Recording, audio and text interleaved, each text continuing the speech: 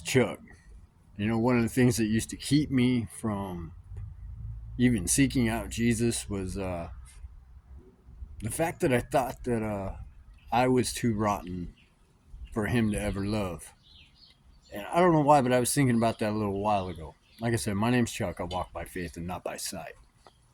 Now, it took a miracle in my life to actually draw me to seek out a relationship with Jesus.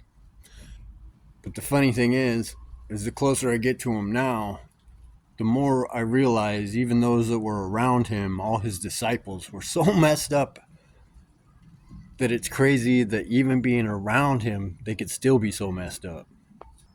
Let me give you an example of that. So in Matthew 26, Jesus starts out in verse 2 by saying, you know that after 2 days is the Passover and the Son of Man is going to be delivered up to be crucified, right? Now you would think that the people closest to him at that time would be pretty concerned about all that. But you know what's funny is only one person really was. And that was Mary. See, Jesus intervened in Mary's life quite a few times, very impactful times. Bringing Lazarus back from the dead because she wanted him to. Casting demons out of her. And then again, right now, because it says, and when Jesus was in Bethany, at the house of Simon the leper, a woman came to him having an alabaster flask, very costly, fragrant oil, and she poured it on his head, and he sat at the table. But when his disciples, right after being told he was going to be crucified, note that, but when his disciples saw it, they were indignant, saying, why this waste? For the fragrant oil might have been sold for so much and given to the poor. But when Jesus heard that, he says, why do you trouble a woman? For she has done a good work for me. For you have the poor with you always, but me you do not always have. For in pouring this fragrant oil on my body, she did it for my burial. Surely I say to you, wherever this gospel is preached in the whole world, that what this woman has done, will also be told as a memorial to her. All his disciples were failing him at that moment, but not Mary. She saw the bigger picture.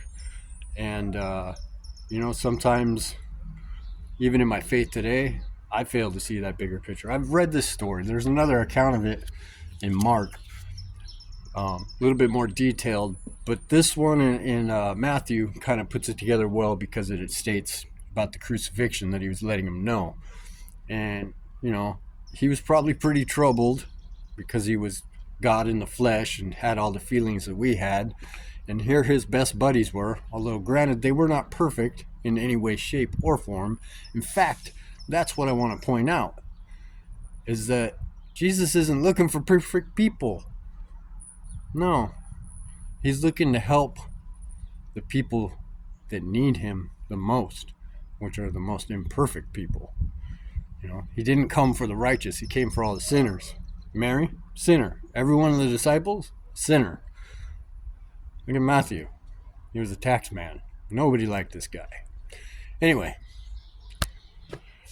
I tried to teach this morning, and I think I slaughtered it. I feel like I might have slaughtered it on here too. You let me know. Hit like, leave a comment, join my subscriber family member believers, and whatever you do throughout this day, know that Jesus loves you.